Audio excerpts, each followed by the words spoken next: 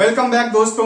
एक बार पुनः ललित आर्ट्स वाला SSC GD railway Bihar police TRE 4 की तैयारी कर रहे युवाओं के लिए लेकर आया है महा एपिसोड। तो चलते हैं बिना समय व्यतीत करते हुए प्रश्नों की अगली श्रृंखला की ओर। सबसे पहला प्रश्न है कि भारत में आर्यों का आगमन हुआ, यानी भारत में आर्यों का आगमन कब हुआ? क्या 1000 बीसी में हुआ, क्या 1500 बीसी में हुआ, क्या 600 बीसी में हुआ? जी दोस्तों, आराम से धीरे धीरे समझना है। जैसा कि मैं आपको पिछले वीडियो में और बताते आ रहा हूं कि इस और मैं कुछ ऑब्जेक्टिव लेकर आता हूं जो कि नाम मात्र का होता है, और इस और मैं उसका संपूर्ण सर्जिकल स्ट्राइक करता हूं, यानी संपूर्ण व्याख्या करता हूं। तो इन व्याख्याओं के माध्यम से हम आज आपको पूर्णतः व्याख्या करने का प्रयास करेंगे। आपसे हम्बली रिक्वेस्ट है कि आप अपनी कॉपी कलम निकालें और प्रारंभ हो जाए, आप लिखने का प्रयास करें। विश्वास रखें, एसएससी जीडी की तैयारी कर रहे युवाओं के लिए रामबाण साबित होगा। साथ ही साथ बीपीएससी टीआरई 4 खास कर जो एसएसटी वाले होंगे, हिस्ट्री वाले होंगे, उनके महारामबाण साबित होगा, ये मेरा वचन है। चलते हैं प्रश्न में। कहता कि भारत में आर्यों का आगमन हुआ। थोड़ी सी हम आर्यों के बारे में जानकारी करते हैं। देख बाबू रे, आर्य थे ना, आर्य थे। आर्य मध्य एशिया से चले। कहां से चले बाबू? आर्य मध्य एशिया से चले। मध्य एशिया से चले। जब ये मध्य एशिया से चले तो वो पहुंचे अफगानिस्तान पहुंचे। चल रहे बाबू, कहां पहुंचा बुआ? फटाफट बोलो, ऑनलाइन वाले वहीं पर बैठे बैठे बोलेंगे। कहां पहुंचे? अफगानिस्तान पहुंचे। जब ये अफगानिस्तान से चले तो ये पहुंचा पंजाब। पंजाब से जब चला बाबू रे, सुनो ध्यान से, पंजाब से चला तो ये पहुंचा हरियाणा।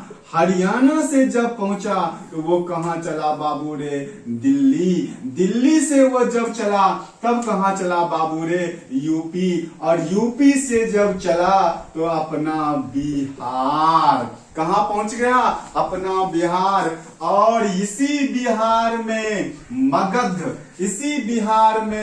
मगध साम्राज्य की इन्होंने क्या किया था? स्थापना किया था। आराम से धीरे धीरे बातों को समझना है मेरे दोस्त। आर्य थे ना 1500 बीसी लगभग। आज 1500 बीसी तक ये कहां पहुंच गए थे? मगध यानी बिहार यानी भारत, ये पहुंच चुका था। ध्यान से समझना है बाबू रे। कहता कि आर्य शब्द का अर्थ क्या होता है? आर्य शब्द का अर्थ होता है श्रेष्ठ। बोल रहे बाबू, और आर्य शब्द का अर्थ क्या होता है? श्रेष्ठ। वैसा व्यक्ति जो उच्च कुल में जन्म लिया, उसका अर्थ क्या होता है? आर्य होता है। एक बार अच्छे से इसको कॉपी पर लिखें। याद रखो बाबू, कभी भी भूलने वाली चीज ये नहीं है। ये आर्य शब्द का अर्थ क्या होता है? श्रेष्ठ। आर्य कहां से चले? मध्य एशिया से। जब इसका हम बताएंगे पूरा एक्सप्लेन, तो मध्य एशिया से किसने बताया है? मैक्स मूलर महोदय ने बताया कि आर्य जो आए हैं मध्य एशिया से आए हैं, और यही एक उचित प्रमाण भी है, सही प्रमाण भी है। ऐसे तो कई इतिहास अपना अपना मत दिए हैं। तो चलते इन मतों में से एक मत है कि मैक्स मूलर महोदय ने बताया कि आर्य एशिया से, मध्य एशिया से, तुर्की वाले क्षेत्रों से बाबू रे। आर्य का अर्थ क्या होता है? श्रेष्ठ। आर्य कहां से चले? मध्य एशिया से चले कहां पहुंचे? अफगानिस्तान से पहुंचे कहां चले? पंजाब चले हरियाणा से दिल्ली से यूपी से कहां पहुंच गए? अपना बिहार। और बिहार में ही इन्होंने मगध साम्राज्य की स्थापना किया था। फटाफट करेंगे। मध्य एशिया, आर्य कहां चले? मध्य एशिया से कहां पहुंचे? अफगानिस्तान अफगानिस्तान से पंजाब, पंजाब से हरियाणा, हरियाणा से दिल्ली, दिल्ली से यूपी, यूपी से बिहार और बिहार में मगध साम्राज्य की स्थापना। बिहार पहुंचते पहुंचते भारत में उन्हें 15 ऐसी मान है कि बिहार ये है, यहाँ पर थोड़ी सी मिस्टेक हुआ, ये अपना भारत में जब प्रवेश कर चुका है पंजाब बिहार में, तो ऐसा कहा कि 1500 बीसी, यहाँ से 1500 बीसी के आसपास आर्य भारत पहुंच चुके थे। भारत पहुंच चुके। क्वेश्चन तो मेरा वही है कि भारत में आर्यों का आगमन हुआ, भारत में आर्यों का आगमन हुआ, तो भारत में आर्यों का आगमन लगभग 1500 ईसा पूर्व में हुआ है। चलते हैं प्रश्नों की ओर। बोल बाबू रे, किसी को किसी भी आदमी को किसी प्रकार का कोई कमी है तो आप जरूर कमेंट में बताएं, उसे सुधारने का प्रयास किया जाएगा। चलिए बाबू रे समझो, आर्य शब्द का अर्थ क्या होता है? श्रेष्ठ। आर्य कहां से चले थे? मध्य एशिया से। मध्य एशिया से कहां पहुंचे? अफगानिस्तान। अफगानिस्तान से कहां पहुंचे? पंजाब। पंजाब से कहां पहुंचे? हरियाणा। हरियाणा से कहां पहुंचे बाबू रे? देख रहे, हरियाणा से कहां पहुंचे? दिल्ली। दिल्ली से कहां पहुंचे? यूपी। और यूपी से अपना बिहार, और बिहार में मगध साम्राज्य की स्थापना किया। इन्हीं मगधों ने अनेक कुशल, महत्वाकांक्षी और वीर योद्धा को जन्म दिया, जिसने मगध साम्राज्य के बारे में विशेष चर्चा हम आगे करेंगे। तो इन प्रश्नों का सही और उचित आंसर क्या हुआ? 1500 बीसी। अगले प्रश्न की ओर चलते हैं। निम्न में से, बाबू ध्यान समझना, एक एक चीजों को मैंने सिंधु घाटी सभ्यता का पूर्णतः सर्जिकल स्ट्राइक कर चुका हूं। जो भाई, जो मेरे नौजवान इस सिंधु घाटी सभ्यता नहीं देख पाए, मेरा 3 पार्ट में सिंधु घाटी सभ्यता बनी हुई है। पार्ट 1, पार्ट 2, पार्ट 3 जाकर देखें, आपका निश्चित रूप से अच्छा होगा, यह मेरा विश्वास है। निम्न में से कौन ग्रामीण सभ्यता थी? बोल बाबू रे, क्या हड़प्पा सभ्यता थी? क्या मिस्र की सभ्यता थी? क्या वैदिक सभ्यता थी? जो मेरे भाई हैं, जो मेरा वीडियो लगातार कंटिन्यू देख रहे हैं, उन्हें तो स्पष्ट रूप से यह जानकारी होगा कि बताइए बाबू रे, हड़प्पा सभ्यता कैसी सभ्यता है? क्या हड़प्पा सभ्यता ग्रामीण सभ्यता है? क्या हड़प्पा सभ्यता शहरी सभ्यता है? इन चीजों की चर्चा मैं अपने पिछले वीडियो में कर चुका हूं। जो मेरे भाई, जो मेरे नौजवान, जो मेरे छात्र नहीं देख पाए हैं, जाकर पार्ट 1, पार्ट 2 देख लो बाबू, संपूर्ण डाउट का सर्जिकल स्ट्राइक हो जाएगा।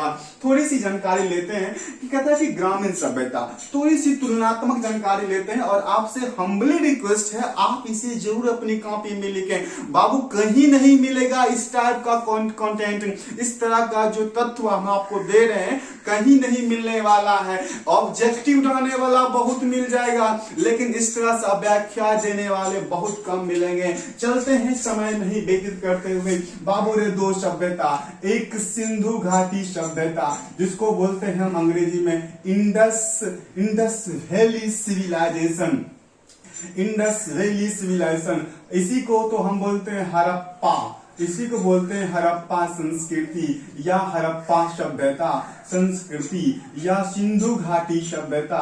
और एक सभ्यता है बाबू वैदिक सभ्यता। एक सभ्यता कौन सा है सभ्यता बाबू रे? वैदिक सभ्यता। धीरे धीरे एक एक चीज को समझेंगे मेरे भाई, एक एक चीज को समझेंगे। हड़प्पा सभ्यता या सिंधु घाटी सभ्यता। चलो रे, हड़प्पा सभ्यता का टाइम पीरियड बताओ, कहां से कहां तक बाबू रे? 2500 बीसी से लेकर 1750 बीसी तक माना जाता है। वैदिक सभ्यता का टाइम पीरियड बताओ रे। वैदिक सभ्यता का टाइम पीरियड 1500 बीसी से लेकर 600 बीसी तक माना जाता है बाबू रे। चलो रे, हड़प्पा सभ्यता पहला है हड़प्पा सभ्यता। हड़प्पा सभ्यता का मुख्य व्यवसाय क्या था? हड़प्पा सभ्यता का मुख्य व्यवसाय, तो हड़प्पा सभ्यता का मुख्य व्यवसाय क्या थी? हड़प्पा सभ्यता की मुख्य व्यवसाय कृषि थी। इसका नंबर है। वैदिक सभ्यता का मुख्य व्यवसाय क्या था? मुख्य व्यवसाय क्या था बउआ?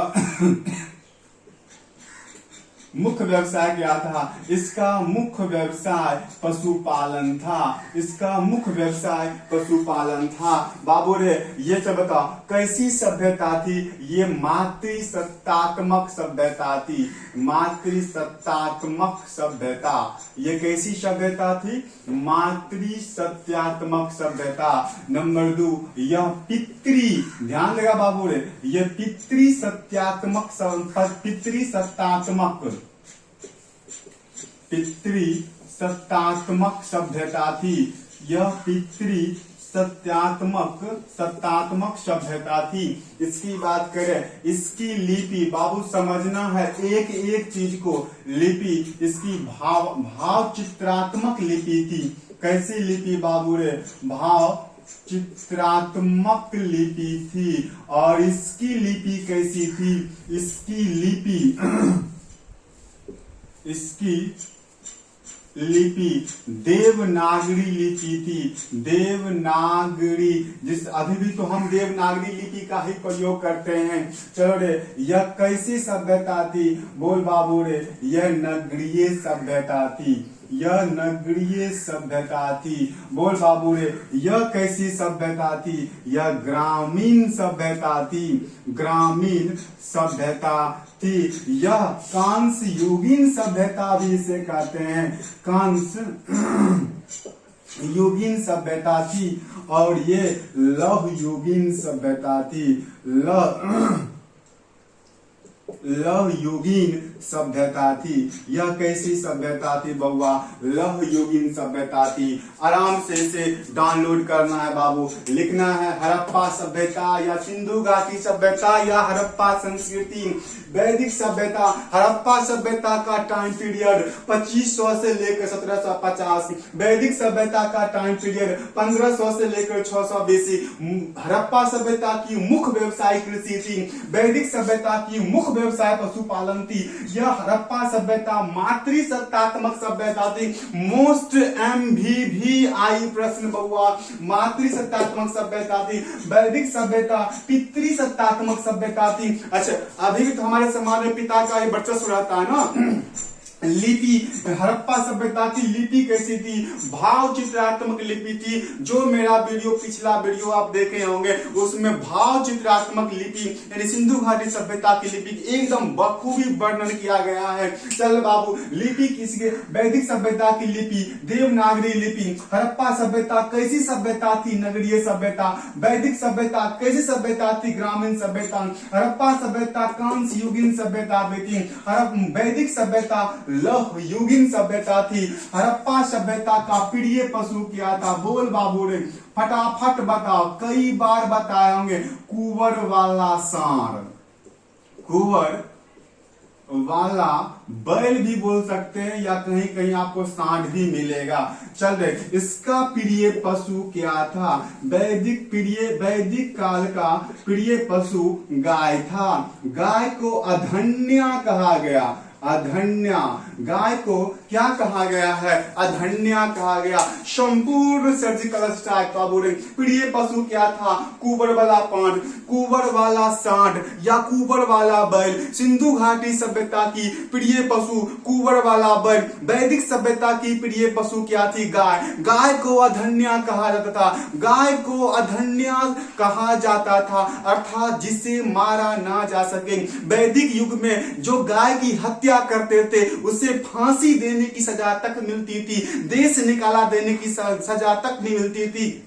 वैदिक काल में गायों के लिए एक युद्ध होती थी जिसे गविष्टि कहा गया। उसका शाब्दिक अर्थ होता है गायों की खोज। बाबू, एक एक चीजों का स्पष्ट वर्णन हमारे YouTube चैनल पर आपको मिलता रहेगा। चलिए फटाफट बताओ रे, किसी को कोई दिक्कत? कोई दिक्कत नहीं। हड़प्पा सभ्यता का टाइम पीरियड 2500 से लेकर 1750 तक। वैदिक सभ्यता का टाइम पीरियड 1500 से लेकर 600 ईस्वी तक। हड़प्पा सभ्यता की मुख्य व्यवसाय कृषि, दूसरा मुख्य व्यवसाय व्यापार। वैदिक सभ्यता की मुख्य व्यवसाय पशुपालन, दूसरा मुख्य व्यवसाय कृषि। वैदिक सभ्यता एक पितृसत्तात्मक सभ्यता है। सिंधु घाटी सभ्यता एक मातृसत्तात्मक सभ्यता है। सिंधु घाटी सभ्यता में प्रिय पशु कुंवर वाला बैल है। मातृसत्तात्मक सभ्यता है ये। वैदिक सभ्यता में प्रिय पशु गाय है। गाय को अधन्य, जिसे मारा नहीं जा सके, कहा सकता है। गायों के लिए युद्ध होती थी, जिसे गविष्टि कहा गया है। गविष्टि शब्द का शाब्दिक अर्थ होता है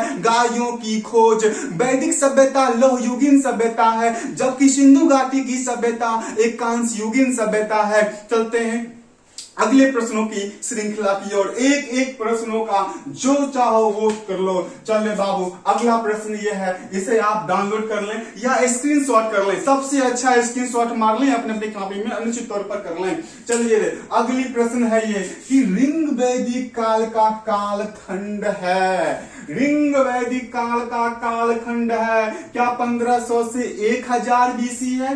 क्या 1000 से 600 बीसी है? क्या 2500 से 1750 बीसी है? बताओ बाबू, कमेंट में फटाफट कमेंट कीजिए और बताइए। ये कई बार बताया गया प्रश्न है, पिछले वीडियो में बताया गया। मेरे नौजवान, मेरे साथियों, मेरे भाई, फटाफट बताओ कि रिंग वैदिक काल का टाइम पीरियड क्या है। रिंग वैदिक काल, अभी मैं तुरंत आपको बताया हूं। वैदिक काल को दो भागों में बांटा गया है। वैदिक काल को दो भागों में बांटा गया है, रिंग वैदिक काल और उत्तर वैदिक काल। रिंग वैदिक काल और उत्तर वैदिक काल। वैदिक काल, देख बाबू फटाफट समझते हैं। वैदिक काल, और आप लोग फटाफट लिखिएगा अपनी कॉपी में। वैदिक काल को दो पार्ट में हम बांटकर अध्ययन करते हैं। एक रिंग वैदिक काल, बाबू हमर हीरा हमर सोना, समझो रे। रिंग वैदिक काल, एक कौन? रिंग वैदिक काल। और एक काल को हम क्या बोलते हैं बाबू रे? उत्तर वैदिक काल। कौन सा काल बोलेंगे? उत्तर वैदिक काल। रिंग वैदिक काल को जो बाबू टाइम पीरियड है वो 1500 से लेकर 1000 बीसी तक। मेरे छोरा हमर 1500 से लेकर 1000। और उत्तर वैदिक काल बाबू रे हमर 1000 से लेकर 600 बीसी तक माना जाता है। तो आप फटाफट बताइए, कमेंट कीजिए, बताइए कि रिंग वैदिक काल का कालखंड क्या है 1500 से लेकर 1000 बीसी। रिंग वैदिक काल का टाइम पीरियड 1500 से लेकर 1000 बीसी। 1000 से लेकर 600 बीसी किसका? उत्तर वैदिक काल का। 2500 से लेकर 1750 तक तुरंत बताइए। अभी तुरंत मैंने बताया हूं सिंधु घाटी सभ्यता का टाइम पीरियड क्या है 2500 से लेकर 1750 ईस्वी तक। ईस्वी नहीं, ईसा पूर्व बोलेंगे। प्रश्नों की अगली श्रृंखला की ओर चलते हैं। प्रश्न है कि चारों वेदों को कहा जाता है। भाई अभी तक आपने ये बात नहीं सुने होंगे कि चारों वेद कितने? 4। ऋग वेद, साम वेद, यजुर्वेद, अथर्ववेद। वेद कितने बाबू रे? 4। ऋग वेद, साम वेद, यजुर्वेद, अथर्ववेद। तो चारों वेद को आप क्या बोलेंगे? प्रश्न ये बोल रहा है, क्या आप वेदात्रयी बोलेंगे? क्या आप संहिता बोलेंगे? क्या आप जय संहिता बोलेंगे? मेरे दोस्तों, मेरे भाई, अब चलते हैं हम व्याख्या की ओर। प्रश्न ये बोलता है कि 4 वेद को आप क्या बोलेंगे? नए प्रश्न है, बिल्कुल नए प्रश्न है। टीआरई 4 की तैयारी कर रहे, बीपीएससी 4 की तैयारी कर रहे युवाओं के लिए खास कर ये प्रश्न बहुत अत्यंत महत्वपूर्ण है, क्योंकि ये प्रश्न बहुत ही डीपली प्रश्न है, अंदर का ये प्रश्न है बाबू, ये अंदर का मामला है। बोल हमर हीरा रे, बोल हमर सोना, वेद कितने हैं? तो वेद 4 हैं। बोल बाबू पहला ऋग वेद, ऋग वेद। बोल बाबू दूसरा सामवेद, सामवेद। बोल बाबू तीसरा रे यजुर्वेद। कौन वेद बउआ? यजुर्वेद। बोल बाबू चौथा रे अथर्ववेद, अथर्ववेद। तो वेद कितने बाबू हमर? वेद 4। तो सबसे पहले 3 वेदों, ये 3 वेद की जब रचना हुई तो इन तीनों वेदों को ध्यान से समझना बाबू, कहीं नहीं मिलेगा आपको यूट्यूब चैनल पर ऐसे ऐसे बातों की चर्चाएं कि कहते हैं 3 वेदों को बोला गया वेदात्रयी, वेदात्रयी। और जब चारों वेद को मिला दीजिएगा मेरे भाई, जब चारों वेद को मिला दीजिएगा, चारों वेद को आप क्या बोलेंगे? तो आप चारों वेद को संहिता बोलेंगे। क्या बोलेंगे मेरे भाई? संहिता बोलेंगे। स्पष्ट थोड़ा सा मैं यहां लिख देता हूं, संहिता। संहिता। तो बताइए, अब अपना प्रश्न बताइए। बोल बाबू रे, वेद कितना? 4। वेद कितना? 4। पहला वेद ऋग वेद, दूसरा वेद साम वेद, तीसरा वेद यजुर्वेद, चौथा वेद अथर्ववेद। वेदों के समूह को, चारों वेदों को क्या बोलेंगे? चारों वेदों को संहिता बोलेंगे। सबसे पहले 3 वेदों की रचना हुई, बाद का वेद अथर्ववेद, यानी बाद में रचना हुई। देखो रे, बाद में रचना हुई। ये बाद में रचना होने के कारण सबसे पहले क्या हो? वेद कितने वेद? 3 वेद। 3 वेद को वेदात्रयी कहा गया। जब चौथा वेद आया अथर्ववेद, चारों वेदों के समूह को संहिता कहा गया। फटाक से बताओ, अपना कमेंट में बताओ कि चारों वेदों को कहा जाता है। बोल बाबू, क्या वेदात्रयी कहा जाएगा? नहीं, 3 वेद को वेदात्रयी कहा गया। क्या जय संहिता कहा गया? नहीं रे मेरे भाई, जय संहिता महाभारत का प्राचीन नाम जय संहिता था। जब महाभारत में 6000 श्लोक थे, तब उसे जय संहिता कहा गया। जब महाभारत में 25,000 श्लोक कहा गया, उसे जय संहिता। तो महाभारत 25,000 श्लोक आया, और जब उसमें 1 लाख से भी अधिक कहा गया, उसे महाभारत की संज्ञा दी गई है। ऐसी बातें की चर्चा हम लोग करते हैं। तो चारों वेदों को आप क्या बोलेंगे बाबू? संहिता बोलेंगे। चलते हैं प्रश्नों की अगली श्रृंखला की ओर। सबसे बड़ा वेद कौन है? ये चारों वेद में सबसे बड़ा वेद कौन है? सबसे बड़ा वेद ऋग वेद है। सबसे बड़ा वेद कौन सा वेद है? ऋग वेद है। आप थोड़ी सी इसकी व्याख्या समझ लेंगे तो आपके लिए हेल्पफुल होगा।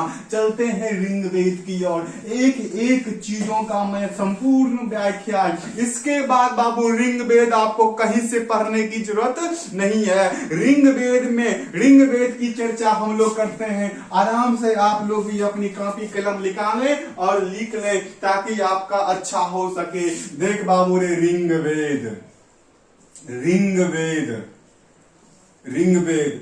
वेद के बारे में हम समझते हैं। सबसे पहली बात, सबसे पुराना, देख बाबू रे, सबसे पुराना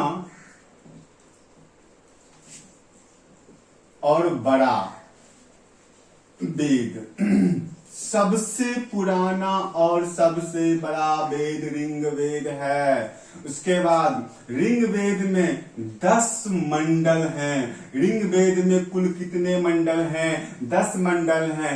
ऋग वेद के तीसरे मंडल में किसकी चर्चा है?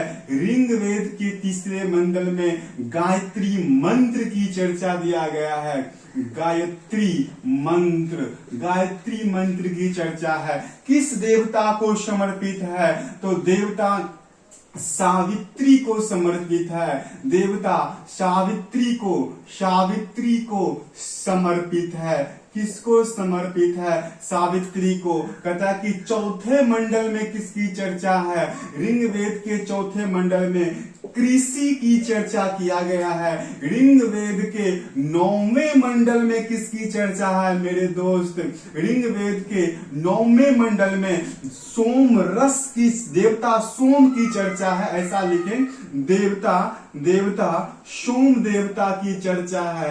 देवता सोम की चर्चा है। ऋग वेद के 10वें मंडल में किसकी चर्चा है? ऋग वेद के 10वें मंडल में 4 वर्ण की चर्चा है। बाबू हमर सोना, 4 वर्ण की चर्चा है। कथा को आगे बढ़ाते हैं। ऋग वेद में कुल कितने सूक्त हैं? ऋग्वेद में कुल कितने श्लोक हैं? श्लोक 1028 श्लोक हैं। ऋग्वेद में कुल कितने शब्द हैं बाबू रे? ऋग्वेद में 10,236 शब्द का संग्रह किया गया है। बताओ भाई, ऋग्वेद कहीं से छूटेगा हो? कहीं से न छूटा। एक छूटेगा, एग्जामिनर जहां से पूछेगा कहीं से धमाक से बता प्रश्न का आंसर देंगे। समझते हैं, ऋग्वेद सबसे पुराना वेद, ऋग्वेद सबसे बड़ा वेद, ऋग्वेद। ऋग्वेद में कुल कितने मंडल? ऋग्वेद में 10 मंडल। ऋग्वेद के तीसरे मंडल में गायत्री मंत्र की चर्चा है। ऋग्वेद के गायत्री मंत्र किसके लिए है? देवता सावित्री के समर्पित है। ऋग्वेद के चौथे मंडल में क्या है? ऋग्वेद के चौथे मंडल में कृषि की चर्चा है। ऋग्वेद के 9वें मंडल में क्या है? देवता सोम की चर्चा है। आप समझ जाएं सोम क्या होती है। सोमरस बोलते हैं ना, सोमरस। आजकल का जो पन्नी चल रहा है महुआ से बोलते हैं, महुआ, वही देवताओं की चर्चा इसमें किया गया है। मेरे भाई एक कथन है, जिसने पिया शराब उसका उजरा घर और संसार। जो पीजिएगा शराब, सबसे पहले किडनी फेल, लीवर फेल, सब कुछ फेल, बाकी अंत में आप भी फेल। समझ गए ना? इसलिए मेरे भाई आप लोगों से करबद्ध प्रार्थना है, इस युवावस्था में इस चीजों का सेवन ना करें, आपका भविष्य उज्जवल रहेगा। प्रश्नों की श्रृंखला की ओर चलते हैं। 10वें मंडल में 4 वर्ण है। बाबू समझो, ऋग्वेद के 10वें मंडल में लाख बार प्रश्न पूछा जा चुका है। ऋग्वेद के किस मंडल में चतुष्वर्ण की चर्चा हुई है? यानी 4 वर्णों की चर्चा हुई है। ब्राह्मण, क्षत्रिय, वैश्य, शूद्र। ऐसे समझो, ब्राह्मण, क्षत्रिय, वैश्य, शूद्र। ब्राह्मण गर्दन से ऊपर, ये क्या है? ब्राह्मण। सोचता कौन है बाबू रे? सोचता कौन है? पढ़ता कौन है? मेरा मस्तिष्क। ईश्वर नहीं बताया है, श्रीमद् भगवत कथा में बताया गया है कि जिसने वेदों का अध्ययन किया हो, चाहे वो ब्राह्मण हो, क्षत्रिय हो, वैश्य हो, शूद्र हो, इससे कोई मतलब नहीं। जिसने पढ़ा, जिसने लिखा, जिसने ज्ञान अर्जन किया, वास्तव में वही ब्राह्मण है। जाति का सिस्टम तो हम उत्तर वैदिक काल से लाए हैं, ठीक है, उत्तर वैदिक काल से लाए। अब कथा की विस्तार की चलते हैं।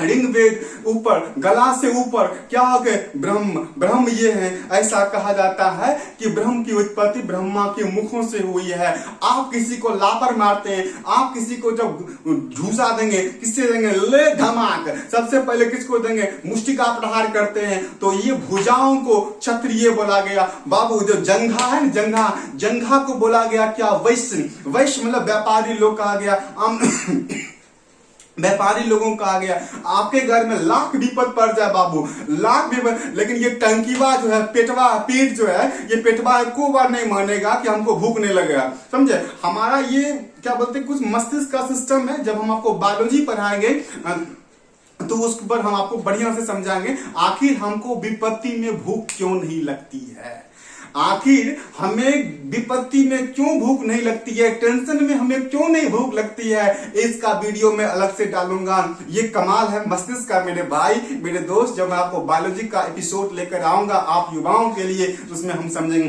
फिलहाल चलते हैं प्रश्नों की श्रृंखला की ओर। तो बोल बाबू रे, चतुष्वर्ण कितने हैं? 4 हैं। ब्राह्मण, ब्रह्मा के मुख से निकला ब्राह्मण। क्षत्रिय, भुजाओं मारते हैं किसी को, हम किससे? भुजाओं से मारते हैं, वो क्षत्रिय हुआ। ये जंघा क्या हुआ? वैश्य हुआ। और सबसे नीचे क्या बाबू रे? शूद्र है। शूद्र को लोग आप हीन समझते हैं, नीच समझते हैं। मेरे भाई, मेरे दोस्त, आप बड़ी सुंदर हैं, देखने में आप लल्लन टॉप छोहारा आदमी हैं, लेकिन आपके पास पैर नहीं है तो बाबू क्या कहलाइएगा? विकलांग कहलाइएगा। लोग कहेगा ये अपाहिज है, विकलांग है। आपका सारा सौंदर्य, आपका सारा लालित्य बेकार है मेरे भाई। इसलिए कोई छुआछूत, कोई जाति धर्म यहाँ नहीं है, सब एक धर्म का है, एक जाति का ईश्वर। चाहे मुसलमान का हो अल्लाह हो या हमारे हिंदू का अल्लाह हो, सबका इंग्लिश में एक ही वर्ड होता है जिसे बोलते हैं हम God. G for generator, O for operator और D for destroyer. It's called to the God. यही वास्तव में क्या है? भगवान है। प्रश्नों की श्रृंखला की ओर चलते मेरे भाई। तो ये ब्राह्मण, ये नीचे क्षत्रिय। बताओ रे, चतुस्वर्ण की चर्चा कहाँ किया गया?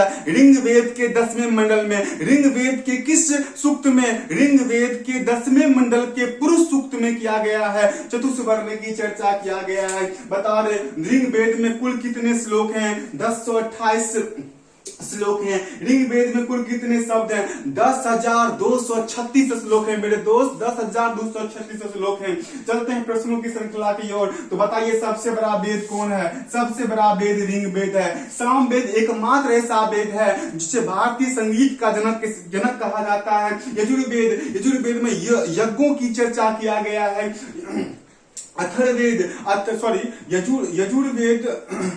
यजुर्वेद में यज्ञों की चर्चा किया गया है और अथर्ववेद में जादू टोना तंत्र मंत्र की चर्चा किया। यजुर्वेद एकमात्र ऐसा ग्रंथ है, एकमात्र ऐसा वेद है जो पद और गद दोनों शैली में लिखा गया। लो प्रश्न पूछ लिया, बताओ यजुर्वेद ऐसा एकमात्र ऐसा ग्रंथ है जो पद और गद दोनों में लिखी गई है।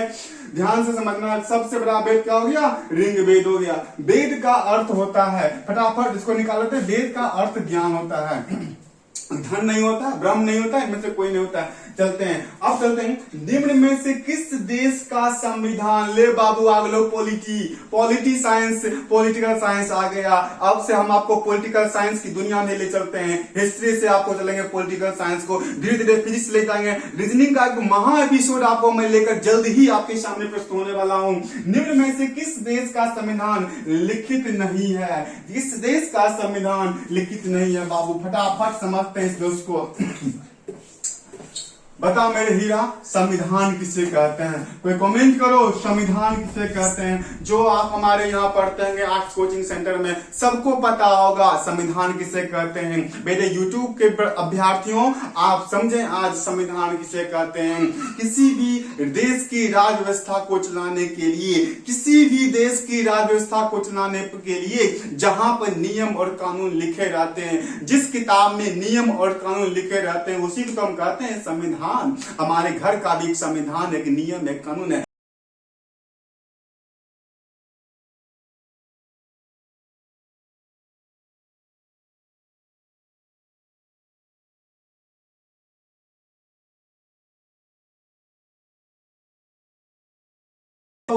संविधान, संविधान दो प्रकार के बाबू, एक होता है लिखित संविधान, समझना है, आराम आराम से समझना है, लिखित संविधान। और एक संविधान होता है बाबू, हमर हीरा हमर सोना, ठीक है, अलिखित संविधान। क्या होता है बाबू रे? लिखित। सुनो ध्यान से, एक लिखित संविधान और एक अलिखित संविधान। लिखित संविधान में बाबू हमर हीरा, भारत और अमेरिका।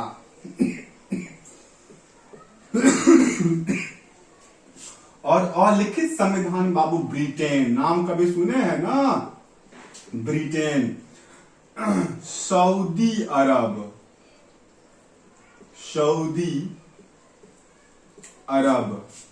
Canada, Israel.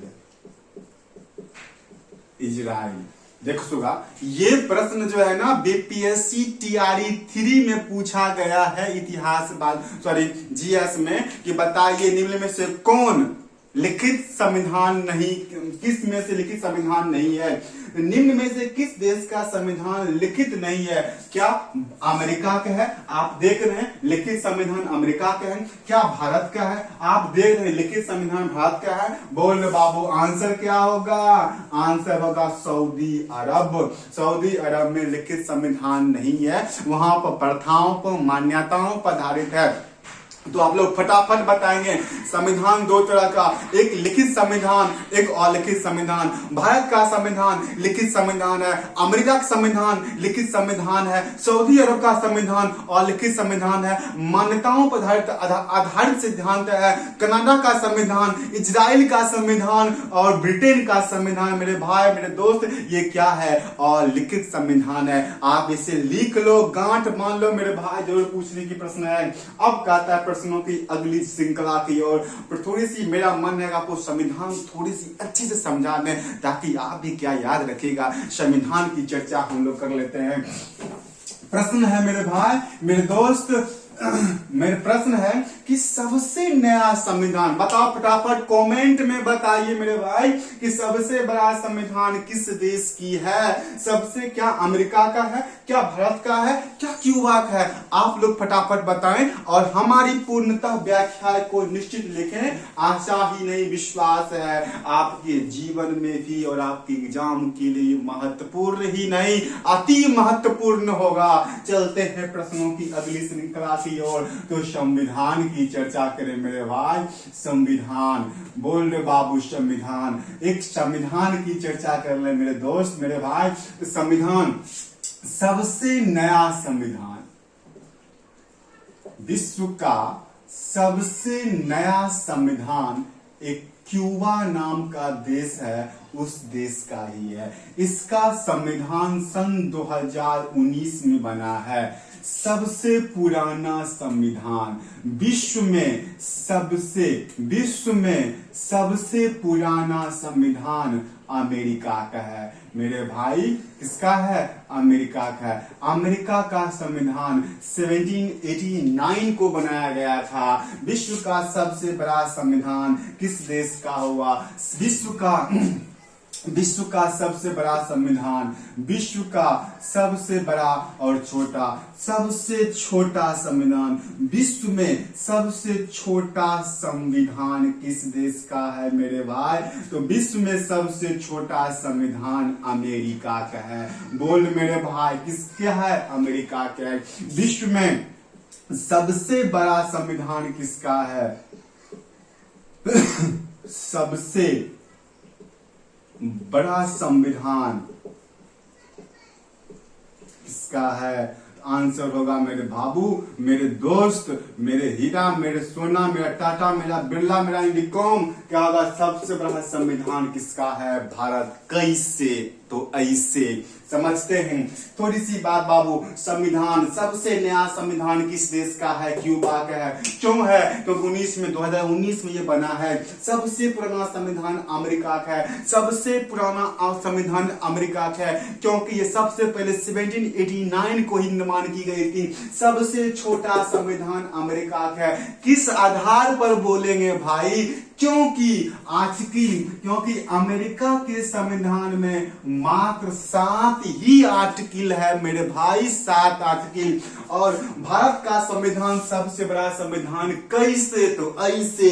इसमें बाबू रे कुल आर्टिकल, जिसको आप अनुच्छेद बोलते हैं, कुल आर्टिकल 395 है। 395 जिस समय संविधान का निर्माण हुआ था मेरे भाई, 395। अभी तो वर्तमान में 400 प्लस है, 450 प्लस आर्टिकल भारतीय संविधान में दिया गया। इस तथ्यों पर, इस आधार पर हम कह सकते हैं भारत का संविधान सबसे बड़ा संविधान है, अमेरिका का संविधान सबसे छोटा संविधान है। अमेरिका में कुल कितने आर्टिकल हैं? 7 आर्टिकल है। भारतीय संविधान में कितने आर्टिकल है, अनुच्छेद है? 395 आर्टिकल। विश्व का सबसे नया संविधान कौन है? क्यूबा, क्योंकि सन 2019 में बना है। विश्व का सबसे पुराना संविधान किस देश का है? विश्व का सबसे पुराना संविधान अमेरिका का है, क्योंकि 1789 को निर्माण किया गया है। तो बताओ मेरे भाई, मेरे दोस्त, क्या अमेरिका होगा? नहीं। क्या भारत का होगा? नहीं। आंसर अपना क्या खटाक से बता रहे? क्यूबा।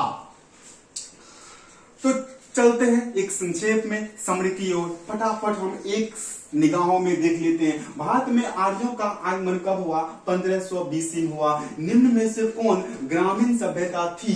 कौन सभ्यता थी? तो वैदिक सभ्यता एक ग्रामीण सभ्यता थी।